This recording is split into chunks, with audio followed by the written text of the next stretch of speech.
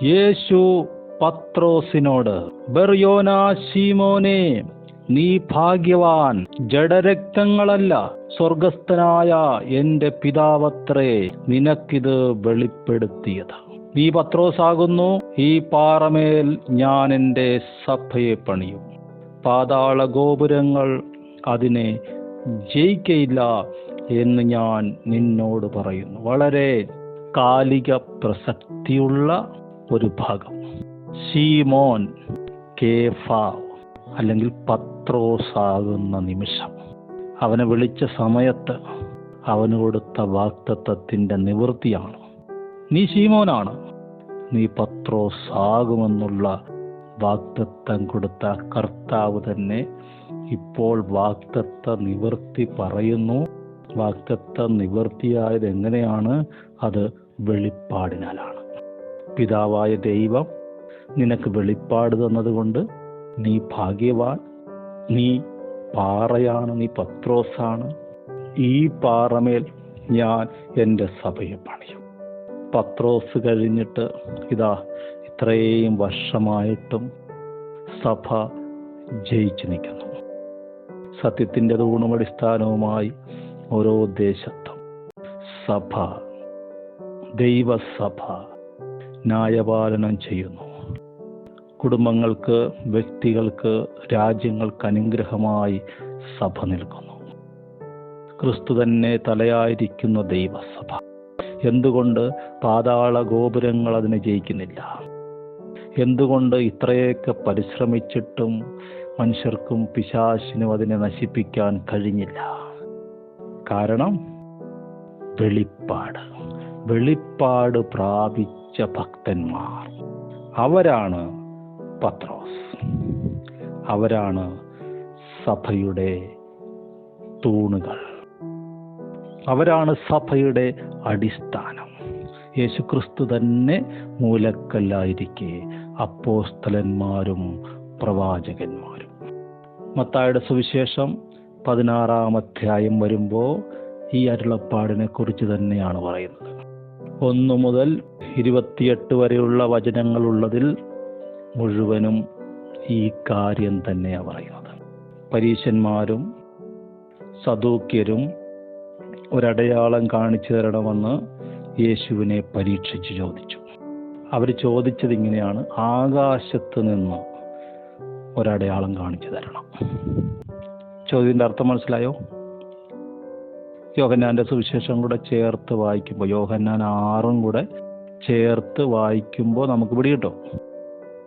മോശ ആകാശത്ത് നിന്ന് ഞങ്ങൾക്ക് അപ്പം തന്നേ, നീ യവത്തപ്പം വർദ്ധിപ്പിച്ചെന്നേ ഉള്ളൂ, ഞങ്ങൾക്ക് അവൻ ഡയറക്റ്റ് എന്ന് പറഞ്ഞാൽ നീ അവനേക്കാൾ വലിയവനൊന്നും അല്ല. മാത്രമല്ല, വചനമുണ്ട് ഞങ്ങളുടെ കയ്യിൽ. എന്താണ് ആ വചനം? അവർക്ക് തിന്നുവാൻ അവൻ സ്വർഗത്തിൽ നിന്ന് അപ്പം കൊടുത്തു എന്ന് എഴുതിയിരിക്കുന്നല്ലോ. കണ്ടോ? നമ്മുടെ നാട്ടിൽ പറയുന്ന പോലെ ചെമ്മീൻ ചാടിയാൽ മുട്ടോളം, പിന്നെയും ചാടിയാൽ ചട്ടിയിൽ. അവർ വെളിപ്പാട് പ്രാപിച്ചു. എവിടം വരെ? മുട്ടോളം. ആ സങ്കീർത്തനത്തിൽ പറഞ്ഞിരിക്കുന്നത് അവർക്ക് തിന്നുവാൻ സ്വർഗത്തിൽ നിന്ന് അപ്പം കൊടുത്തു എന്ന് പറഞ്ഞത് മന്ന കൊടുത്തതിനെ കുറിച്ചല്ല, പ്രമാണം കൊടുത്തതിനെ കുറിച്ചാണ്. അതിവർ തിരിച്ചറിഞ്ഞില്ല. എന്നിട്ട് പ്രമാണത്തിൽ ഒളിഞ്ഞിരിക്കുന്ന ക്രിസ്തുവിനോട് ഇപ്പോൾ അവൻ ദേഹരൂപമായി വെളിപ്പെട്ടിരിക്കെ ആ വചനത്തോട് തർക്കിക്കുകയാണ്.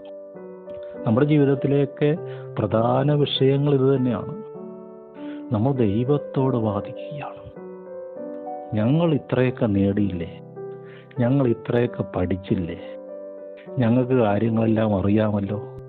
പൗലോസ് ഇതിനെക്കുറിച്ച് പറയുന്നത്, എന്തെങ്കിലും അറിയാമെന്ന് നിങ്ങൾക്ക് തോന്നിയാൽ നിങ്ങൾ ഡയറിയിൽ എഴുതി വെച്ചോ, നിങ്ങൾ അറിയേണ്ട പോലെ ഒന്നും അറിഞ്ഞിട്ടില്ല. അതൊരു നല്ലൊരു സൈനാണ്, അതൊരു രോഗലക്ഷണമാണ്. ഈ ലക്ഷണം പിടികിട്ടിയാൽ ചികിത്സിക്കാൻ എളുപ്പമാണ്. പലതിൻ്റെയും കാരണം കണ്ടുപിടിച്ചാൽ ഡോക്ടർമാർക്ക് എളുപ്പമാണ്. അപ്പം അറിയേണ്ട പോലെ അറിഞ്ഞിട്ടില്ല. അതുകൊണ്ടാണ് വെളിപ്പാടിൻ്റെ പ്രസക്തി. വെളിപ്പാടെന്ന് പറഞ്ഞാൽ അവൻ വെളിപ്പെടുത്തി തരുന്നതേ നമ്മൾ അറിയുന്നുള്ളൂ, അല്ലാതെ വല്ല അറിയുമോ? അപ്പോൾ പരീശന്മാരും ശാസ്ത്രിമാരും ആകാശത്ത് നിന്ന് ഒരടയാളം ചോദിച്ചു. സോളമനേക്കാൾ ജ്ഞാനിയായവൻ്റെ മറുപടി കേട്ടോണം. യേശു അവരോട് ഉത്തരം പറഞ്ഞത്, സന്ധ്യാസമയത്ത് ആകാശം ചുവന്ന് കണ്ടാൽ നല്ല തെളിവാകും. രാവിലെ ആകാശം ചുവന്ന് കണ്ടാൽ ഇന്ന് മഴക്കോൾ ഉണ്ടാകുമെന്ന് നിങ്ങൾ പറയുന്നു. ഉണ്ടാ, നിങ്ങൾ ചാടി അവിടം വരെ ചാടും, മുട്ടോളം ചാടും. നിങ്ങൾക്ക് വൈകുന്നേരം ചുവന്ന് കണ്ടാൽ തെളിവാകുമെന്നും രാവിലെ ചുവന്ന് കണ്ടാൽ മഴക്കോൾ ഉണ്ടാകുമെന്ന് നിങ്ങൾ പറയും. അപ്പോൾ ചുവപ്പ് കണ്ടപ്പോൾ നിങ്ങൾക്ക് പിടികിട്ടി, ഒന്നെങ്കിൽ തെളിവാണ് അല്ലെങ്കിൽ മഴക്കോളാണ്. പക്ഷെ അതൊന്ന് സന്ധ്യയ്ക്കും ഒന്ന് രാവിലെയുമാണെന്ന് നിങ്ങൾ മനസ്സിലാക്കിയില്ല. സന്ധ്യാസമയത്തുള്ള ചുവപ്പാണ് യേശുക്രിസ്തു. നല്ല തെളിവാണ്, നല്ല തെളിവാകും. കാലലക്ഷണങ്ങളെ നിങ്ങൾ വിവേചിച്ചില്ല. ആകാശത്തിൻ്റെ ഭാവത്തെ നിങ്ങൾ വിവേചിച്ചു, കാലലക്ഷണത്തെ വിവേചിച്ചില്ല. ഇത് സന്ധ്യകാലമാണെന്ന് നിങ്ങൾക്ക് വിവേചിക്കാൻ കഴിയാത്തത് എന്തുകൊണ്ടാണ്? കഴിഞ്ഞ ചരിത്രങ്ങളിൽ കാലങ്ങളിൽ ഒന്നുമില്ലാത്ത വണ്ണം ഒരു റിവൈവൽ ഇവിടെ നടന്നിട്ട് നിങ്ങൾ എന്താ കാണാത്തത്? മുടന്തർ നടക്കുന്നു, കുഷ്ഠരോഗികൾ സൗഖ്യമാകുന്നു, അന്ധർക്ക് കാഴ്ച കിട്ടുന്നു, ദരിദ്രരോട് സുവിശേഷം പറയുന്നു, മരിച്ചവർ ഉയർക്കുന്നു. എന്നിട്ട് ഇതൊന്നും വേണ്ടെന്നേ, ഞങ്ങൾക്ക് കൊല്ലുന്ന അക്ഷരം മതിയെന്ന് നിങ്ങൾ പറയുന്നത് എന്തുകൊണ്ടാണ്? ലൈഫിനെ, ജീവിതത്തെ ജീവിക്കാൻ കഴിയാതെ വണ്ണം നിങ്ങളെ ഒരാൾ പിടിച്ചിരിക്കുന്നു. അവൻ്റെ പേര് ഇരുട്ടെന്നാണ്. ഇരുട്ടിൽ നിന്ന് വെളിച്ചം ഉണ്ടാകട്ടെ എന്ന് പറഞ്ഞപ്പോൾ വെളിച്ചം ഉണ്ടായി. അവൻ്റെ ശബ്ദം ഇന്ന് നിങ്ങളുടെ അകത്ത് കേൾക്കുന്നുവെങ്കിൽ നിങ്ങൾ മരുഭൂമിയിലെ പോലെ, മസ്സാ നാളിലെ പോലെ നിങ്ങളുടെ ഹൃദയത്തെ കഠിനമാക്കരുത്. ദൈവത്തിന് കീഴ്പ്പെടണം. ദോഷവും വ്യഭിചാരവുമുള്ള തലമുറ അടയാളം തിരയുന്നു. നിങ്ങൾ എന്തുകൊണ്ട് അടയാളം തിരയുന്നത്? നിങ്ങൾക്ക് ദോഷമുള്ളത് കൊണ്ടാണ്. നിങ്ങൾ വ്യഭിചാരികളായതുകൊണ്ടാണ്. ആത്മീയ വ്യഭിചാരം. വ്യഭിചാരം എന്ന് പറഞ്ഞാൽ തന്നെ മണവാളനെ വിട്ട് അന്യപുരുഷൻ്റെ കൂടെ പോകും. നിങ്ങൾ ക്രിസ്തുവിനെ വിട്ടു മറ്റു പുരുഷന്മാരുടെ കൂടെ പോവുക. സങ്കീർത്തനങ്ങളിലും മോശയുടെ പുസ്തകത്തിലും പ്രവാചക ഗ്രന്ഥങ്ങളിലും എഴുതപ്പെട്ടിരിക്കുന്നവനെ നിങ്ങൾ വിട്ടുകളഞ്ഞു. എന്നിട്ട് അന്യപുരുഷൻ്റെ കൂടെ പോയി. ഇതിൻ്റെ പറയുന്ന പേരാണ് ആത്മീയ വ്യഭിചാരം.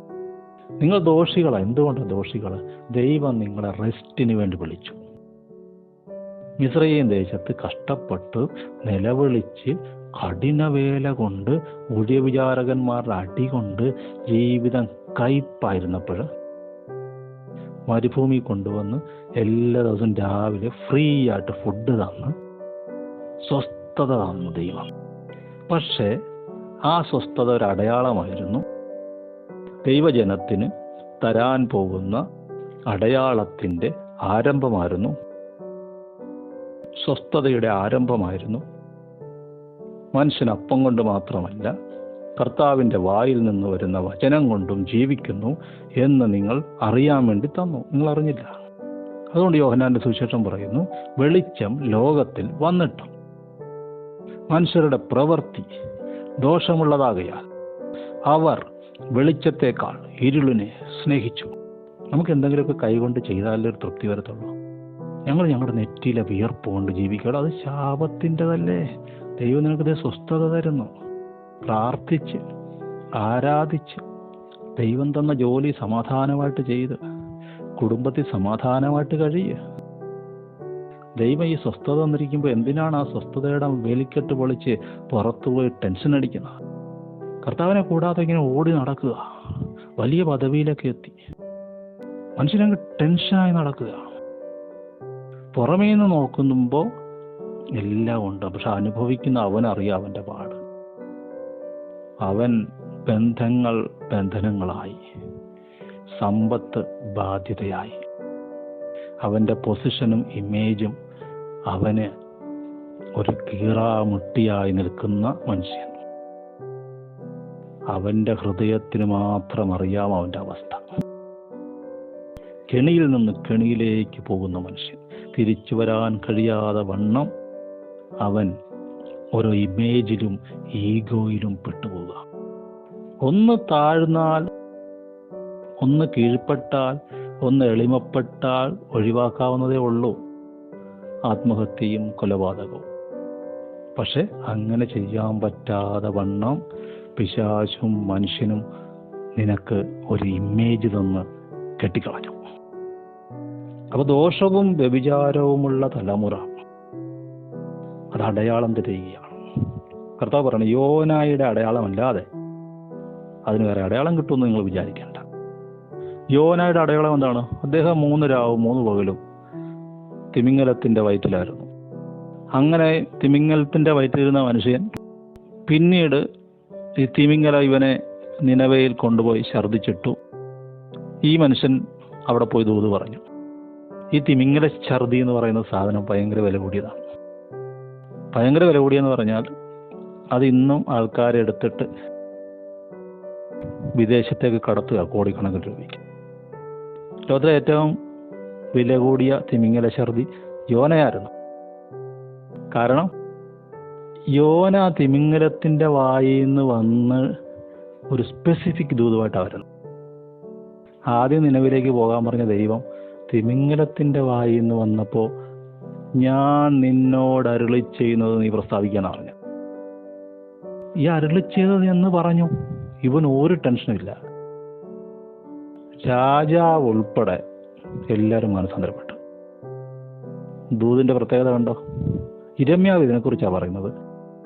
നിങ്ങൾ എൻ്റെ ആലോചനാ സഭയിൽ നിന്നിരുന്നെങ്കിൽ ജനത്തെ അവരുടെ ആകാത്ത വഴിയിൽ നിന്ന് നിങ്ങൾക്ക് തിരിക്കാമായിരുന്നു. നിങ്ങൾ നിങ്ങളുടെ ബുദ്ധിയിൽ നിന്നും പഠനത്തിൽ നിന്നും കഴിവിൽ നിന്നും സ്വയത്തിൽ നിന്നും സംസാരിച്ചു. കാരണം മഹത്വം നിങ്ങളെടുക്കാൻ നിങ്ങൾ പോലും അറിയാതെ നിങ്ങളുടെ സെൽഫ് ആഗ്രഹിച്ചു. നിങ്ങളുടെ സ്വയം ആഗ്രഹിച്ചു. നിങ്ങളുടെ ജഡ സ്വഭാവങ്ങൾ ആഗ്രഹിച്ചു. അതുകൊണ്ട് എന്ത് പറ്റി? വർക്കായില്ല. സുവിശേഷം അങ്ങനെ വർക്കാകത്തില്ല. കാരണം ഇതിനുവേണ്ടി വില കൊടുത്ത ഒരാളുണ്ടല്ലോ, രക്തം ചിന്തിയവൻ. അവനെ മഹത്വപ്പെടുത്തിയാലേ ഇത് വർക്കാകത്തുള്ളൂ. അപ്പൊ യോന അങ്ങനെ പോയി. ആ ഉണ്ടായ കഷ്ടങ്ങളും ബുദ്ധിമുട്ടുകളും കൊണ്ട് ഈ മനുഷ്യൻ അങ്ങ് പോയി. പറയാൻ പറഞ്ഞ ദൂതങ്ങ് പറഞ്ഞു. ജനം മുഴുവൻ മാനസാന്തരപ്പെട്ടു. 1,20,000 പേര് 3 ദിവസം കൊണ്ട്. 3 ദിവസത്തെ കൺവെൻഷൻ. 1,20,000 പേര് മാനസാന്തരപ്പെട്ടു. കർത്താവ് ഇവരോട് പറയാണ്, പുരുഷന്മാരോടും ശാസ്ത്രിമാരോടും, ഈ അടയാളം നീക്കും വരാൻ പോകുന്നു. ഉയർത്തെഴുന്നേറ്റതിന് ശേഷം ഒരു ദൂത് വരും. ആ ദൂത് കേട്ടാൽ മാനസാന്തരം ഉണ്ടാവും. അപ്പോസ്തല പ്രവൃത്തി നമ്മൾ കാണുന്നു. പരീശന്മാരിലും പുരോഹിതന്മാരിലും അനേകർ വിശ്വാസത്തിന് അധീനരായി തീർന്നു. യോഹന്നാന്റെ സുവിശേഷത്തിൽ നാം കാണുന്നു, അനേകർ വിശ്വസിച്ചു. എങ്കിലും മനുഷ്യരാലുള്ള മാനത്തെ ദൈവത്താലുള്ള മാനത്തേക്കാൾ വലുതായി എണ്ണിയതുകൊണ്ട് ചിലർ അവനെ ഏറ്റു പറഞ്ഞില്ല. അങ്ങനെ അവർ ആ ഭാഗ്യം നഷ്ടപ്പെടുത്തി. എന്നാൽ കുറേ അധികം പേർ വിശ്വാസത്തിന് അധീനരായി തീർന്നു, ശിഷ്യന്മാരായി തീർന്നു. പിന്നീട് നമ്മൾ കാണുന്നത്, ശിഷ്യന്മാര് അക്കരെ പോകുമ്പോൾ അപ്പം എടുക്കാൻ മറന്നുപോയി. അപ്പൊ യേശു അവരോട് പറയുകയാണ്, പരീശന്മാരുടെയും സദൂക്യരുടെയും പുളിച്ച മാവ് സൂക്ഷിച്ചു കൊള്ളുവീൻ. യേശുവിന് ഡയറക്റ്റായിട്ട് പറയാമായിരുന്നു. എന്തുകൊണ്ടാണ് പറയാതിരുന്നത്? യേശു എന്തുകൊണ്ടാണ് പരീശന്മാരുടെയും സദൂക്യരുടെയും ഉപദേശത്തെ സൂക്ഷിച്ചു കൊള്ളണം എന്ന് പറയാതിരുന്നത്? ഇങ്ങനെയാണ് ആത്മീയ വർധന ഉണ്ടാകുന്നത്. ഇങ്ങനെയാണ് സ്വപ്ന വ്യാഖ്യാനം ഉണ്ടാകുന്നത്. ഇങ്ങനെയാണ് വചനം പൊരുളുതിരിഞ്ഞു വരുന്നത്.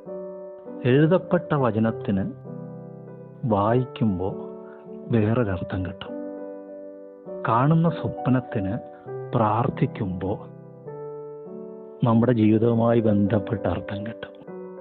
കണ്ടോ? ഇങ്ങനെയാണ് കുട്ടികൾ വളർന്ന് വലുതാകുന്നത് പോലെ, അവർ ഓരോ സ്കൂളിൽ നിന്ന് ഓരോ ക്ലാസ്സിൽ നിന്ന് അടുത്ത ക്ലാസ്സിലേക്ക് കയറ്റം വാങ്ങി പോകുന്നത് പോലെ ഒരുത്തൻ വെളിപ്പാടിൽ വളരുന്നത്. അപ്പോൾ ശിഷ്യന്മാർ നമ്മളെ പോലെ തന്നെയായിരുന്നു. അവർ തമ്മിൽ പറഞ്ഞു, അപ്പം കൊണ്ടുവരാൻ നമ്മൾ മറന്നുപോയല്ലോ, അതുകൊണ്ടായിരിക്കണം ഇങ്ങനെ പറയുന്നത്. യേശു പറഞ്ഞത്, അല്പവിശ്വാസികളെ, അപ്പം കൊണ്ടുവരായികയിൽ തമ്മിൽ പറയുന്നത് എന്ത്? ഇപ്പോഴും തിരിച്ചറിയുന്നില്ലേ? 5000 പേർക്ക് 5 അപ്പം കൊടുത്തിട്ട് എത്ര കൊട്ടയെടുത്തു? 12 കൊട്ടയെടുത്തു. 4000 പേർക്ക് 7 അപ്പം കൊടുത്തിട്ട് എത്ര വട്ടിയെടുത്തു? 7 വട്ടിയെടുത്തു. ഇപ്പോഴും ഓർക്കുന്നില്ലേ? പരീശന്മാരുടെയും സദൂക്യരുടെയും പുളിച്ച മാവ് സൂക്ഷിച്ചു കൊള്ളണമെന്ന് പറഞ്ഞത് അപ്പത്തെക്കുറിച്ചല്ല എന്ന് തിരിച്ചറിയാത്തത് എന്ത്? അങ്ങനെ അപ്പത്തിന്റെ പുളിച്ച മാവല്ല, പരീശന്മാരുടെയും സദൂക്യരുടെയും ഉപദേശമത്രേ സൂക്ഷിച്ചുകൊള്ളുവാൻ അവൻ എന്ന് അവർ ഗ്രഹിച്ചു. ഇത് നമ്മളും കൂടെ ഗ്രഹിക്കേണ്ട ഒരു കാര്യമാണ്. യേശുവിൻ്റെ ഉപദേശമല്ലാതെ, അപ്പോസ്തലന്മാരിൽ നിന്നുള്ള ഉപദേശമല്ലാത്തത് നമ്മളിപ്പോൾ സ്വീകരിച്ചാൽ നമ്മൾ വെറും നിർഗുണന്മാരായി പോകും.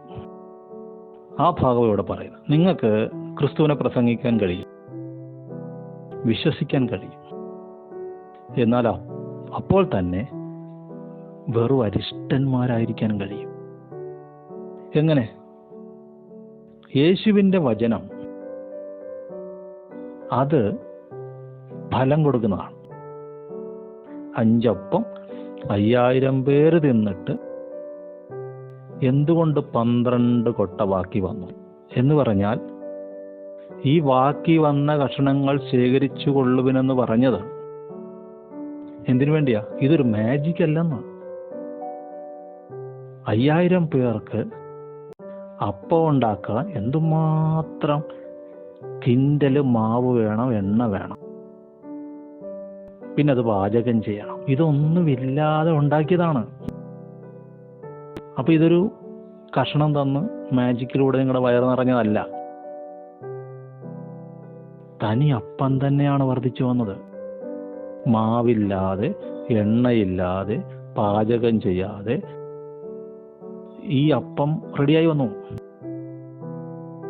ഇതുപോലെ യേശു കർത്താവിൻ്റെ വചനം, സുവിശേഷം സഭകളിൽ നിന്ന് നമ്മൾ കേൾക്കുന്നത്, കൺവെൻഷനുകളിൽ പ്രസംഗിക്കപ്പെടുന്നത്, ഒരുത്തൻ വിശ്വസിച്ചാൽ, അതിൻ്റെ മുമ്പിൽ മുട്ടുകുത്തിയാൽ, താഴ്ന്നാൽ അവൻ്റെ ജീവിതത്തിൽ ഇത് വർക്ക് ചെയ്യും. എന്താ നിങ്ങളുടെ പ്രശ്നം? പാപമാണോ? രോഗമാണോ? കടബാധിതയാണോ? ജോലിയില്ലാത്തതാണോ? കല്യാണം നടക്കാത്തതാണോ? കുടുംബ സമാധാനം ഇല്ലാത്തതാണോ? ശത്രുഭയമാണോ? ജ്ഞാനമില്ലാത്തതാണോ? എന്തിനും ഇത് ഉതകും. അതുകൊണ്ട് മനുഷ്യൻ അപ്പം കൊണ്ട് മാത്രമല്ല, കർത്താവിൻ്റെ വായിൽ നിന്ന് വരുന്ന സകല വചനം കൊണ്ടും ജീവിക്കുമെന്ന് എഴുതപ്പെട്ടിരിക്കുന്നത്. അങ്ങനെയാണ് പറഞ്ഞ് സാത്താനെ മുട്ടുകുത്തിച്ചത്. ഇന്ന് നമ്മളും മുട്ടുകുത്തിക്കണം. ഈ വചനത്താൽ നമ്മളുടെ ഉപജീവന കാര്യങ്ങൾ നടക്കും. നമ്മുടെ പ്രശ്നങ്ങളിൽ ഈ വചനം ഇടപെടും. വിശ്വസിക്കുന്നവർക്ക് വേണ്ടി വ്യാപരിക്കുന്ന അളവറ്റ ശക്തിയുടെ വലിപ്പം എന്തെന്ന് നമ്മൾ സഭയോടുകൂടെ ചേർന്ന് തിരിച്ചറിയണം. പൊതുവെ ഒരു ആൾക്കാർ പറയുന്നൊരു കേസുണ്ട്. ഇപ്പോൾ ഒരാളെ ഒരു കുറ്റത്തിന് പിടിച്ചു, അയാൾ ഒറ്റയ്ക്കാണെങ്കിൽ ഭയങ്കര ടെൻഷനായിരിക്കില്ലേ? അയാളെ അയാളുടെ കൂട്ടുകാരനെ കൂടെ പിടിച്ചെങ്കിലോ അത്രയും ടെൻഷൻ വരത്തില്ല.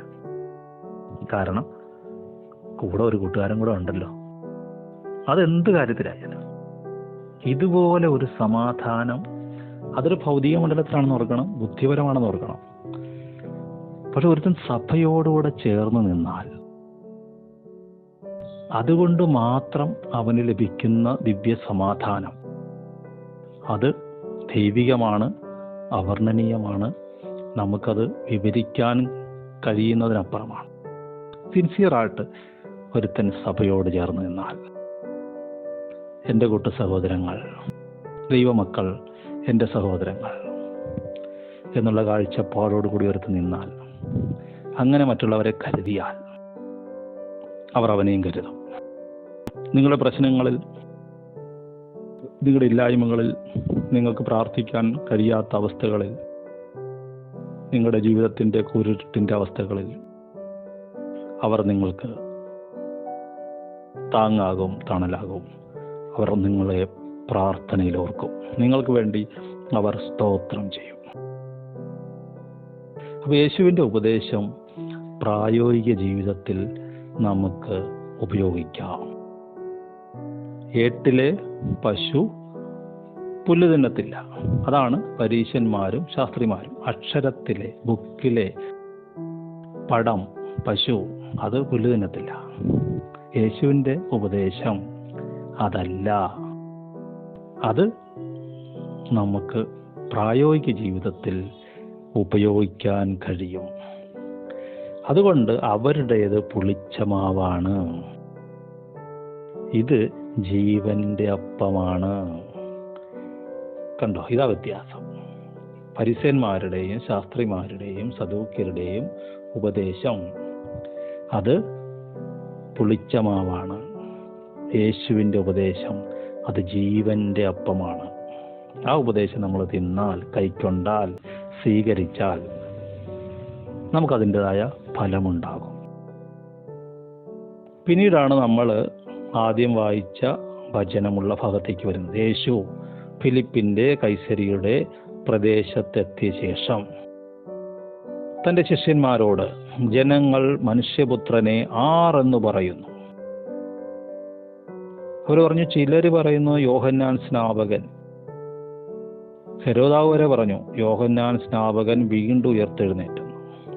ചിലർ പറയുന്നു ഏലിയാവാണെന്നും, ചിലർ പറയുന്നു യിരെമ്യാവാണെന്നും, വേറെ ചിലർ പറയുന്നു ഇവൻ പ്രവാചകന്മാരിൽ ഒരുത്തനാണെന്നും. യേശു അവരോട്, നിങ്ങൾ എന്നെ ആരെന്ന് പറയുന്നു? അപ്പോഴാണ് ശീമോൻ പത്രോസ് ഈ അത്ഭുത കാര്യം പറയുന്നത്. നീ ജീവനുള്ള ദൈവത്തിൻ്റെ പുത്രനായ ക്രിസ്തു എന്നുത്തരം പറഞ്ഞു. ക്രിസ്തു എന്താണ്? ക്രിസ്തു ആരാണ്? ക്രിസ്തു അവനെ നമുക്ക് എങ്ങനെ അനുഭവിക്കാം? സിമ്പിളായിട്ട് പറഞ്ഞാൽ വചനത്തിൻ്റെ വെളിപ്പാടാണ് ക്രിസ്തു. അരുളപ്പാടിലുള്ള വചനമാണ് ക്രിസ്തു. അതുകൊണ്ടാണ് എഫേസ്യ ലേഖനം പറയുന്നത്, ക്രിസ്തു വിശ്വാസത്താൽ നിങ്ങളുടെ ഹൃദയങ്ങളിൽ വസിക്കേണ്ടതിന് വരം നൽകണമെന്ന് ഞാൻ പ്രാർത്ഥിക്കുന്നു. ക്രിസ്തു അകത്ത് വരാൻ എന്ത് ചെയ്യണം? രക്ഷിക്കപ്പെട്ടവൻ, സ്നാനപ്പെട്ടവൻ, അവൻ പ്രാർത്ഥിക്കണം. ക്രിസ്തു നിങ്ങളുടെ അകത്ത് വസിക്കുക ഒരു വരമാണ്. അതെങ്ങനെ അറിയാം അവൻ വസിക്കുന്നുണ്ടെന്ന്? ഈ ഭാഗം തന്നെ യേശു ചോദിച്ചപ്പോൾ പരിശുദ്ധാത്മാവിൽ മറുപടി വന്നു. കുറച്ചു കഴിഞ്ഞ് യേശു പറഞ്ഞു, ഞാൻ യെരുശലേമിൽ പോവുകയാണ്. അവിടെ ചെന്നാൽ മൂപ്പന്മാർ, മഹാപുരോഹിതന്മാർ, ശാസ്ത്രിമാർ എന്നിവരാൽ പലതും സഹിച്ച് കൊല്ലപ്പെടും. 3-ാം നാൾ ഉയർത്തെഴുന്നേൽക്കുകയും വേണ്ടത് എന്ന് ശിഷ്യന്മാരോട് പ്രസ്താവിച്ചു. ഇപ്പോൾ അപ്രിഷിയേഷൻ കിട്ടിയ, പ്രശംസ കിട്ടിയ പത്രോസ് യേശുവിനെ മാറ്റി നിർത്തി വേറിട്ട് കൊണ്ടുപോയി. കർത്താവേ, അതരുതേ, നിനക്കങ്ങനെ ഭവിക്കരുതേ എന്ന് ശാസിച്ചു തുടങ്ങി.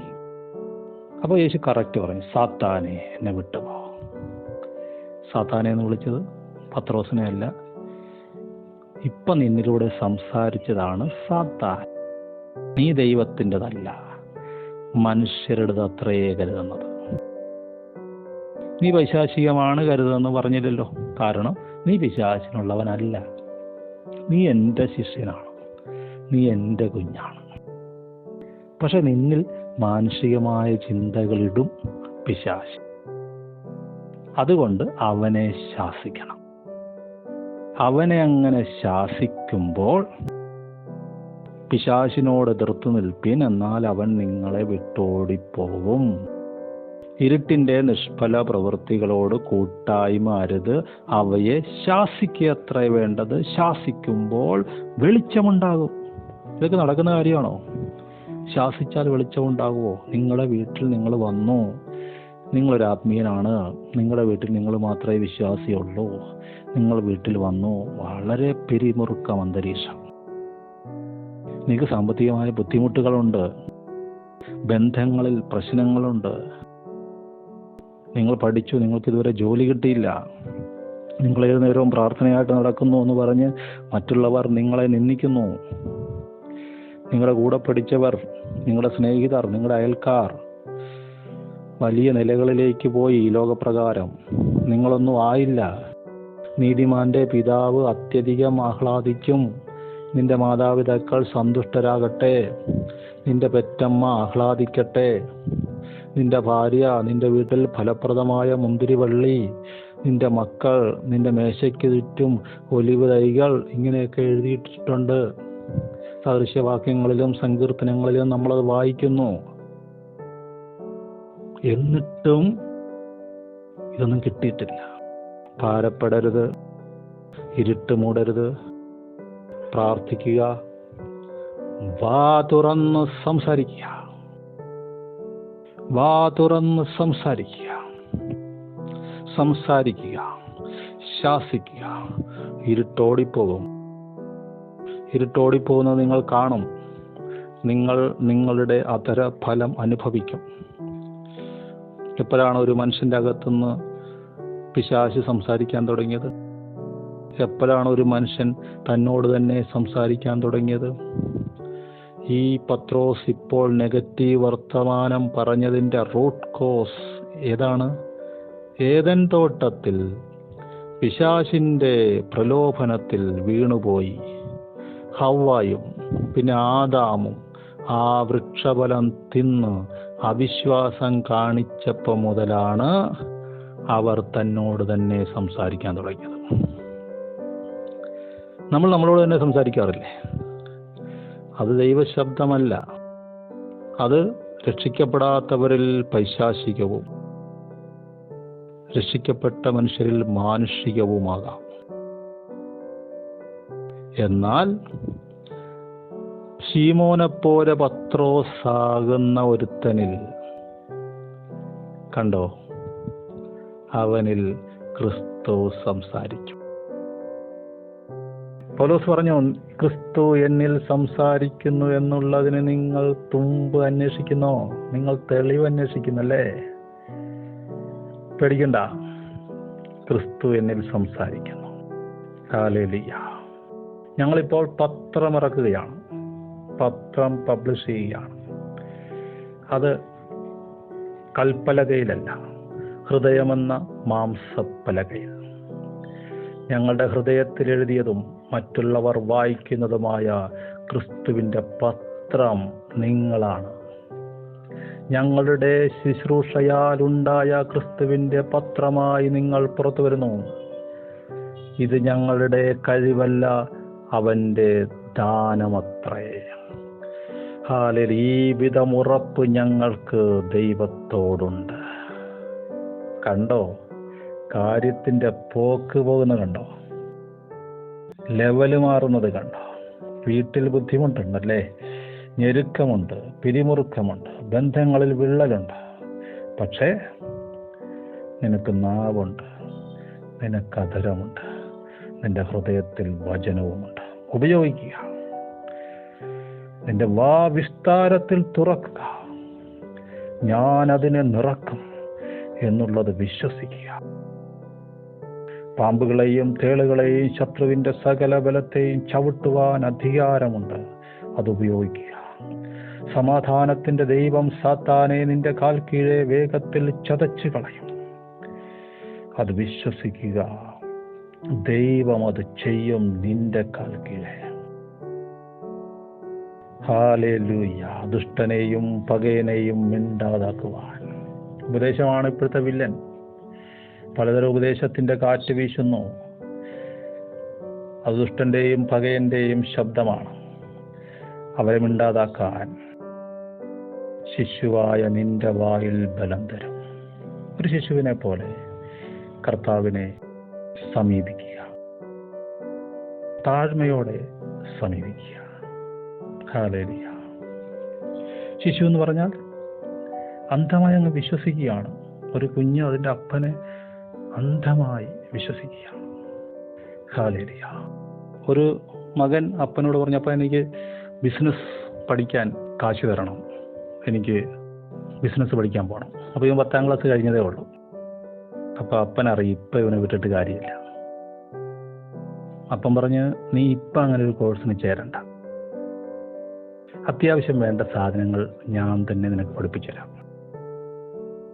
അത് കഴിഞ്ഞിട്ട് പിന്നെ നിൻ്റെ +2 ഡിഗ്രിയൊക്കെ കഴിഞ്ഞിട്ട് നമുക്ക് നോക്കാം. അങ്ങനെ കുറേ ദിവസങ്ങൾ കടന്നുപോയി. ഒരു ദിവസം വീടിൻ്റെ മുകളിൽ ഓട് പൊട്ടി. ഓട് മാറാൻ വേണ്ടി ഈ മകനെ കയറ്റി ഏണി വെച്ച് കൊടുത്ത് കയറ്റി.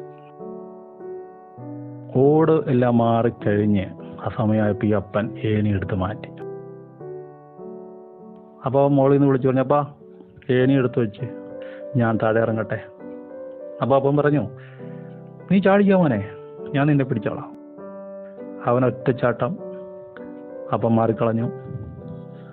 അവൻ മൂടും കുത്തി അവിടെ വീണു. വലിയ ഉയരമൊന്നുമില്ല, സ്ലോപ്പായ വീടാണ്, അപ്പനറിയാം. അവൻ ചാടി എഴുന്നേറ്റ്. അപ്പൻ എന്ത് പണിയാപ്പം കാണിച്ച, തമാശ കാണിക്കുന്ന ഇപ്പോഴാണോ? അപ്പം അപ്പം പറഞ്ഞു, മോനെ ഞാൻ നിന്നെ ബിസിനസ് പഠിപ്പിക്കാമെന്ന് പറഞ്ഞില്ലേ, ഇതാണ് ബിസിനസ്സിലെ ഏറ്റവും പ്രധാനമായ പാഠം. സ്വന്തം അപ്പനെ പോലും വിശ്വസിക്കരുത്. അത് ലോകത്തിൻ്റെ തിയറിയാണ്. ഇവിടെയോ നിങ്ങൾ ഒരു ശിശുവിനെ പോലെ ദൈവരാജ്യത്തെ സമീപിക്കുന്നില്ലെങ്കിൽ അതിൽ കടക്കുകയില്ല, അതിൻ്റെ ബെനിഫിറ്റ്സ് ഒന്നും നിങ്ങൾക്കുണ്ടാകുകയില്ല, ഈ പറഞ്ഞ കാര്യങ്ങളൊന്നും നിങ്ങൾക്ക് കിട്ടത്തുമില്ല. ഈ അപ്പനെ വിശ്വസിക്കാം. ഈ അപ്പൻ ചാടാൻ പറഞ്ഞാൽ ചാടിക്കണം, അവൻ പിടിച്ചോളും.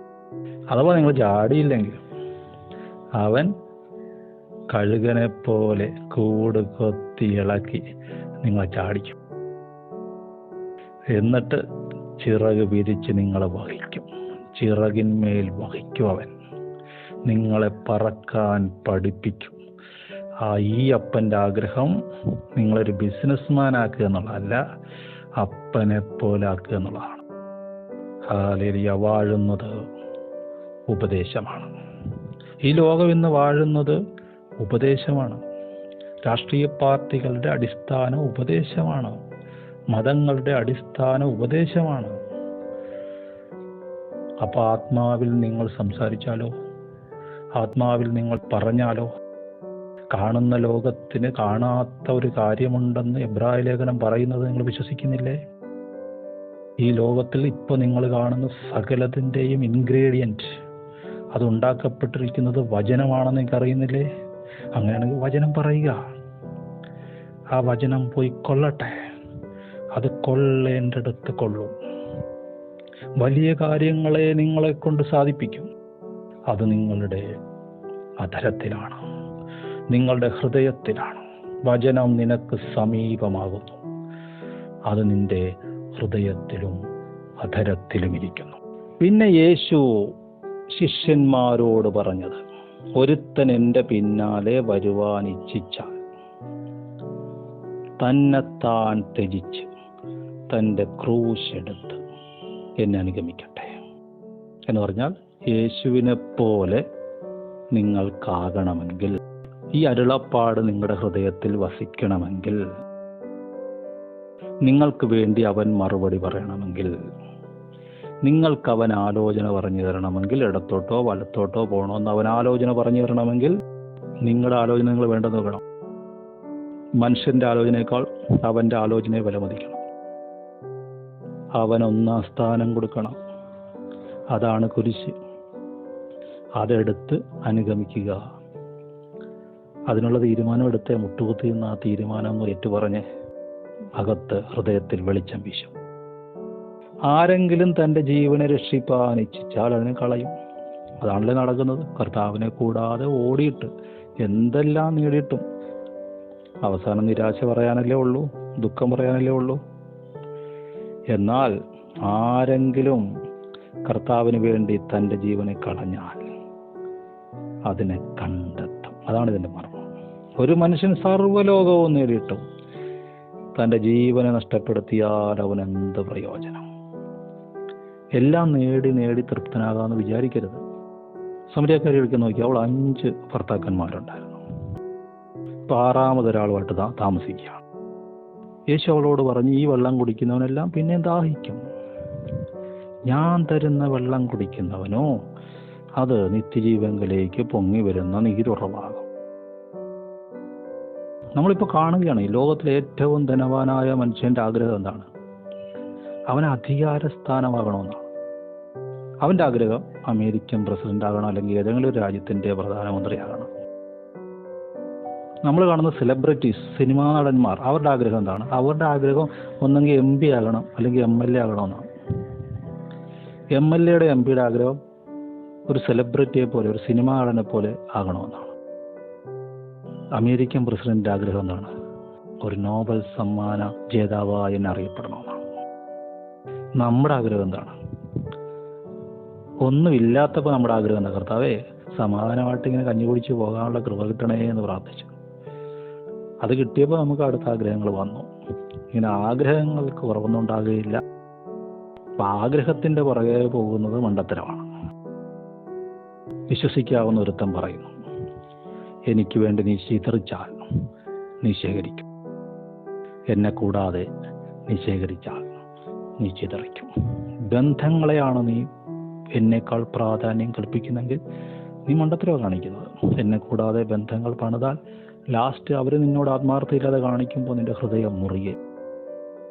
സ്വത്തിന് വേണ്ടിയാണ് നീ എന്നെ കളയുന്നതെങ്കിൽ ഈ സ്വത്ത് ഉപകാരപ്പെടാത്ത സാഹചര്യങ്ങൾ വരുമ്പോൾ, അതൊരു ആശുപത്രി വരാന്തയോ ഒരു കോടതിയോ ഒരു വിദേശ രാജ്യത്തെ കമ്പനിയോ, അവിടെ നീ വിഷമിക്കാനിട വരും.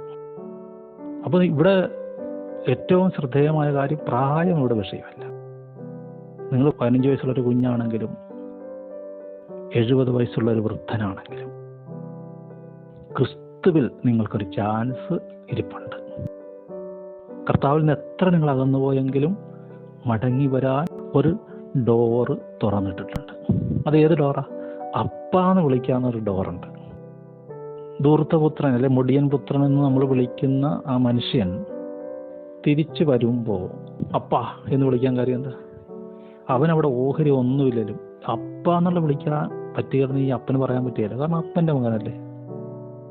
ഇതുപോലെ നമ്മളെത്ര കുത്തഴിഞ്ഞു പോയവരെന്ന് പറഞ്ഞാലും ദൈവത്തിന് നമ്മൾ നിഷേധിക്കാൻ പറ്റില്ല, കാരണം നമ്മൾ അവൻ്റെ സൃഷ്ടിയല്ലേ.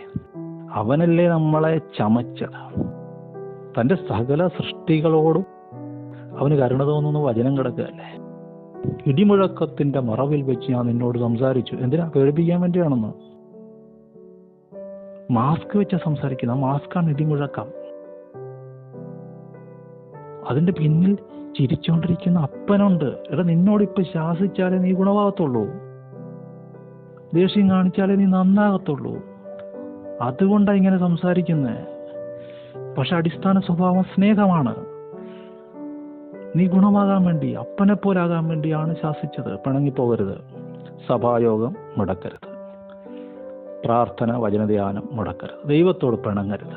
കാരണം അവൻ സ്നേഹിക്കുന്നു നിങ്ങളെ. എന്തുമാത്രം? എല്ലാറ്റിനേക്കാൾ അധികം നിങ്ങളെ സ്നേഹിക്കുന്നു. അവൻ തന്നെ